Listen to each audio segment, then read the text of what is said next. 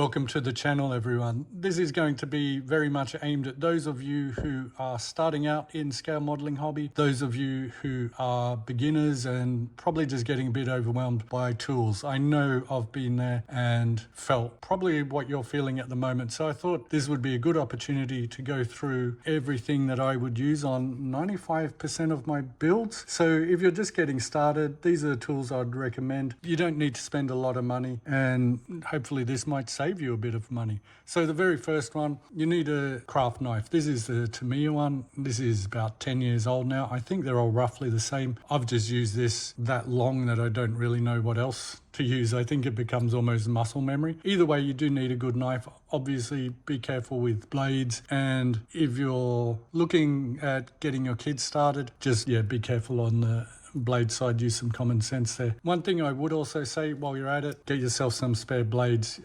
Don't really get too caught up in using old blades without a particular reason. So if you've got the blades, they're cheap enough. I think all up in Australian money, this is about $20. You keep them sharp, it'll save you a lot of headaches.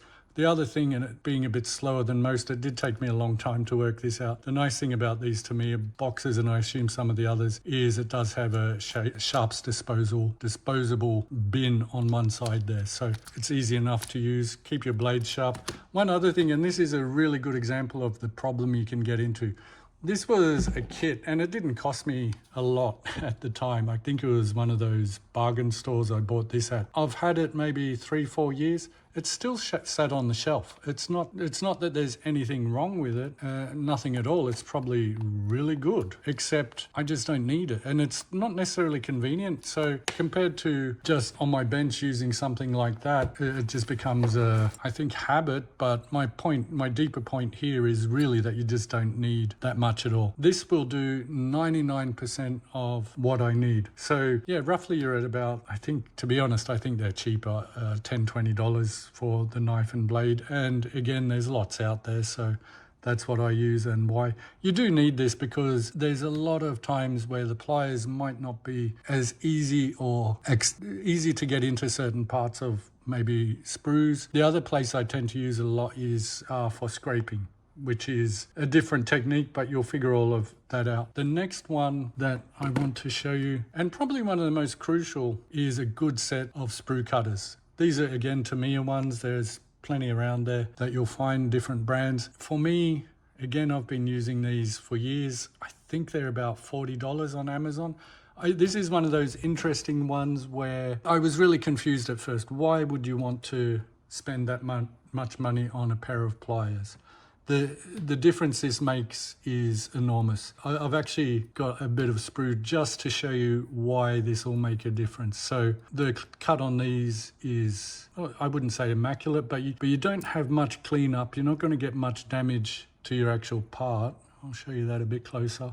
Especially if you've got a lot of parts to cut, it can be a real problem. Don't do what I can remember very easily, or maybe I shouldn't admit to doing this, but that was the wrong way to do it. The problem is, in this case, it's actually worked quite well, but the problem is you can end up tearing the plastic and you'll get all sorts of uneven joints. You'll also stress and pull the plastic. So just keep that in mind, that is definitely just going to create a lot more headaches for you. The other one, which is tempting, and again, I've done this before, is to grab the nail clippers.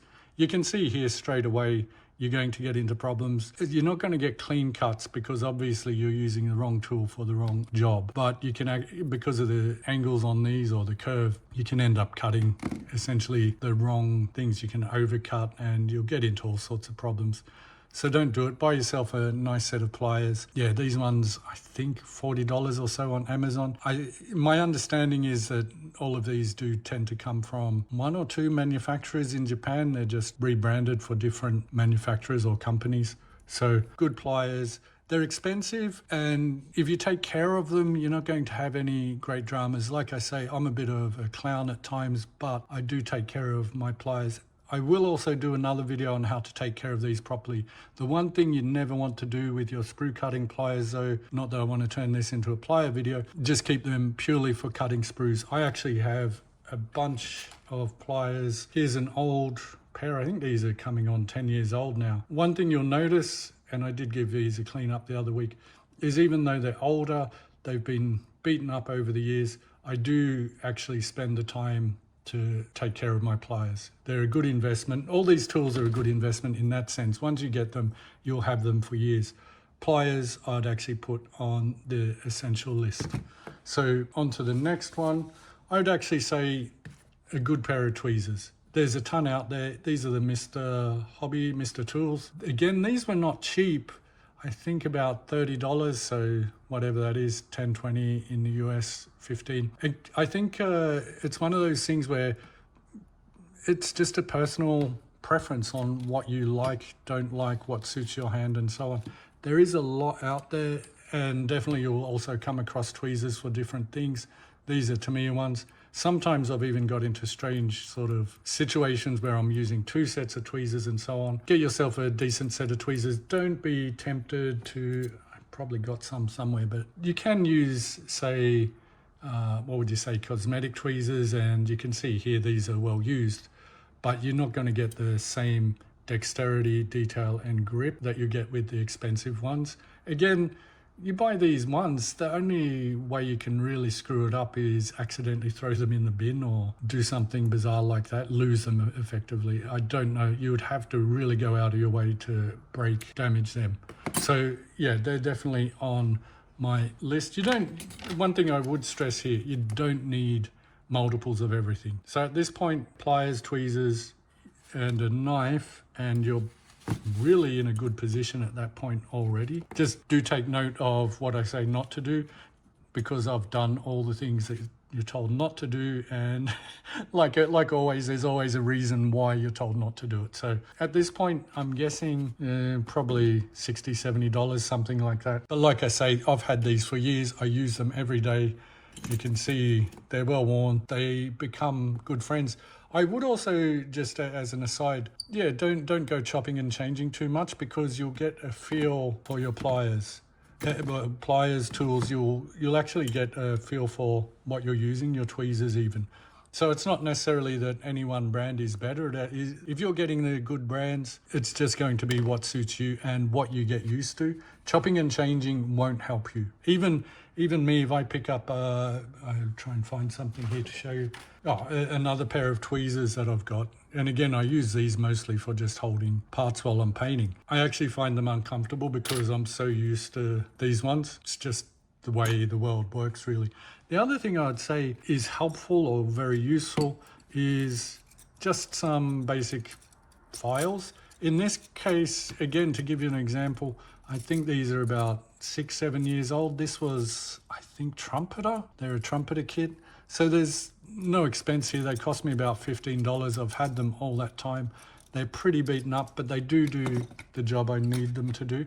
The reason the file becomes useful, the reason they do become useful is because you can get nice square edges. So if I was to say sand this, you can get rounded edges and so on, but choosing a file can give you just a more, a better profile to cut. And technically, yeah, a file is a cutting tool. So what I'm trying to stress here is, yeah, you don't need much. I'd put that into, generally essential as such. And I think this kit, there's a bunch I tend to use this one for reaming holes, which is another story in itself. There are more advanced files and things for different purposes. So for example, this one I'd use for metal, brass, that sort of thing. You don't need that right away.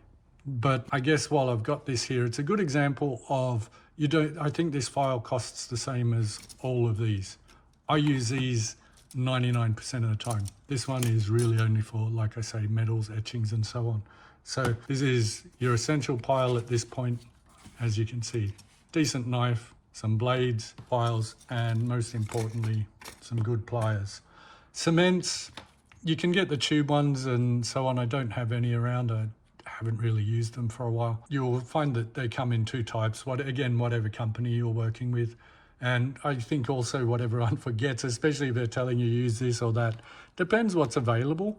There's no point saying use this or that if there's none available near you. I think the important thing to keep in mind is there's thin and thick. 90% of the time, I tend to use the thin cements, and actually this one you can see better. They are just really watery. The capillary action will soak into the joint. These are fast drying, so that makes life often much easier. There are times though when the thicker cement I still use and I get withdrawal symptoms if I don't have any around. You can see here it's a bit gloopy like honey. The reason that comes in handy is there's sometimes, like say for example an undercarriage or antenna-mast or something like that, you might want just to be able to have that tack and have it hold, rather than thin cements can get a little bit tricky that way. So I think they're about $4 here or something, next to nothing. So you want at least one glue. If I was to choose to get started, I'd probably look at, maybe the thin I'd use a bit more. Doesn't really matter what you're going to use in that sense. Either one will get you through the job. It's not a big deal. Just make sure you've got some glue. On to sanding. There's all sorts of sanding sponges and things around there. I picked up these the other week. They come in all sorts of grits and thicknesses. I do even use occasionally the ones from say the hardware stores and so on. I would suggest getting some of the fine grits. The problem with hardware store grits is that they're going to be generally too coarse for most of what you want to do. One thing I would say while I've got sandpapers and similar out is, and this is useful to know, probably homework, start getting used to the grit sizes, because not because I go super technical. I'd say that I have a 400, a 600 and a 2000 grit. Essentially what you're going to get at the hardware or somewhere like that is maybe 60, 80, that sort of stuff. It really is sandpaper. You need to be removing a lot for that to happen. So these are what I'd say just much more appropriate for plastics. And to almost show you an example, it's hard to see on the screen I suppose, but on my nail it is quite fine. Like I say, that's a 600. You get to something like a 2000, that's another 600. So there's a 2000. This is really where I'm using it more for polishing than removing material. I'd say if you can, 400 or 600 and a fine one. I wouldn't get too hung up on it. One thing I do think is handy is buying the big sheets. What I do with them is I'll cut them into strips, or if I'm in a really, adventurous workaholic mood, I'll cut the strips and glue them onto a stick. So I've got a mix here. So this is actually just some hardware sandpaper. Couldn't tell you what it is. I don't get that hung up. I'm guessing that would be about a 60 or an 80 grit. It's much, much coarser. Handy to have. One other last tip, because I can't imagine why I would come back to sandpapers specifically or grit papers. If you are cutting this stuff, cut it from the back. Just one of those nice to know sort of tricks. Okay, so at this point, you really have more than enough to get you started. There's no great things that are going to really cause you any problems at this point. Onto the paints. Airbrushes, air compressors, that's definitely for a separate video. As a starting choice, most places you're going to see are going to be essentially your water-based acrylics, and I've got a sample of brands here, so Vallejo, SMS, MIG.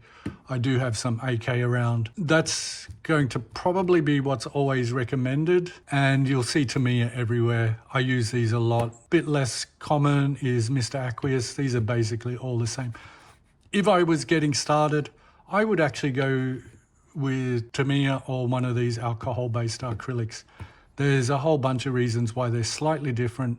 My advice or reasoning for the advice on this is they're a bit, I actually think they're a bit more forgiving, and you don't have to mess around so much with primers and all of that. In short, the real problem with these water-based ones is water and plastic, you can imagine, don't necessarily mix that well, so you need some sort of intermediate to help it bond to the plastic. That's really what it comes down to. Again, I'm not telling you what brands to buy, but I think on the whole, I would look at something like these. AK also has, I think, Real Colors and so on. There's a lot of choices. Tamiya is definitely everywhere. I've been around the world, I've seen Tamiya. The other thing I would say, and this is getting a little bit off topic, but later on you can also look at the rattle cans, or probably even one thing to consider is this is a good step before you go to airbrush, which obviously is quite a significant investment. Before I finish up on the compressor side of things, I will do a separate video on that. Just as I say, there's a lot involved in that. However, that's another one. You don't need to get too caught up in spending hundreds and hundreds of dollars. I used a cheap Chinese one for years. I've still got it as a backup. My son, I bought him one of those yellow ones, 14 years ago. He's still using it. It's making some odd sounds. My point on that one is that they can last for years. At heart, a compressor is pretty straightforward. The actual airbrushing itself, though, yeah, that's too involved for right now. I'll put you all to sleep. So I think this is really the guts of everything you need. To be honest, if I was just going to cut it down to bare bones, that will get you started. If you come into a shop, and it was my shop, and I wasn't wanting to be rich, if you walked out with that, you're going to be fine. You're going to be able to make a nice kit with that. Throw in some of the files, some grit glue, you're really good at that point. Don't get caught up in you need millions of different things and to spend hundreds of dollars. If you watch my videos, you'll see a lot of the time I just use household tape. I actually like the really cheap stuff from those pound shops, $2 shops, knockoff shops, whatever you call them. The reason for that is that the cheaper tapes, they're not as tacky, which is perfect for what I need. You will also see, branded tapes. These are definitely better, but obviously a lot more expensive. If you're flush with cash and all the rest of it and money's no problem, I'd get a roll of 10 or 6 mil. It's really useful. Again, you'll see everyone uses it. Is it in the absolutely essential category to get started? I don't think so. So that's really your starting point. One thing I would also go into a little bit just before I finish up, and this is more in the lessons learned sort of category as much as anything. It's easy to get caught up in the hype, obviously, on your tools and gadgets. Oh, and I need this and I need that, and my model hasn't turned out nicely because I don't have this tool and so on. I would say my biggest mistake when I started out was trying to build everything. And it is a real trap, because what happens is you'll end up paying a fortune for paints that you don't really use much of. And to explain, what happens is if I do, say, a Spitfire, I'll go buy 3 or 4 colors, well, depending on what you're using. Basically, your green, your earth, or a blue, and duck egg blue, or whatever it is. So you're already down at 4 paints then. Then if the next week I decide, okay, I want to do this Luftwaffe plane, there's actually 2 problems with it, and this is a nice kit, so it's not about that. Where you're going to get into problems is now you suddenly need a whole new set of paints. The other problem you're going to get into is, especially with a lot of German and other aircraft like that, the painting is a lot more complex, and that's going to create headaches if you're just starting out. I would instead recommend keeping it simple. So for example, I have another one here which I picked up, and this was just on sale, black and white, but essentially this is just going to be 2 colors. The masking is not going to be too difficult, and you're not going to get really hung up on a lot of complicated things. At the end of the day, you could paint this black, do your white parts, and you've got something nice to put on the shelf. And I think that's an important thing to keep in mind. Everyone, even me, I like to be able to finish a model and think, okay, that's come out well. This was another one that I'd recommend, in the sense that obviously more expensive and not necessarily the place to start. But the reason I've picked this one to show you is, again, simple colors. The masking is a little bit more complex, but you're not going to get caught up in a lot of problems. Essentially red, white, black. If you start mixing and matching and going, okay, I want to do, say, a German plane, then do the Chipmunk, then do a Spitfire, you're going to end up with hundreds of paints that you're not necessarily going to use. Oh, sorry, I should show you. That's a 262. Another nice kit. So this isn't about the kits or where to start with kits. I'm really trying to more explain that you're going to get into problems. Even I look at this and think, oh, this is going to be a bit more difficult than usual just to get that paint effect right. That's really where I'm coming from there. Do keep that in mind. Like I say, the main point here is what you need to get started. So just to quickly reiterate, a knife, some blades, good pliers, tweezers, and probably from there, yeah, maybe some of your sanding, smoothing, glue, paints, you're good. Don't get carried away with everything that you need to have, I don't know, hundreds and hundreds of dollars worth of tools. I do occasionally use other tools, but that's generally for much more specialist stuff, and I've acquired them over the years. So I hope that has been helpful to you. If you have any questions or comments, do let me know. I like to hear from you all. Happy to answer questions, and it keeps me on my toes. I don't know everything, but I hope I've passed on a few useful bits of information. Like I say, there's tons of extra tools and things out there, but maybe we'll go through the stage 2 tools that you need to get started. Anyway, hope you've enjoyed that. Hope you enjoy your modeling. Any questions, ask. Most people are going to be very glad and helpful to get you started. So thanks again. Bye for now.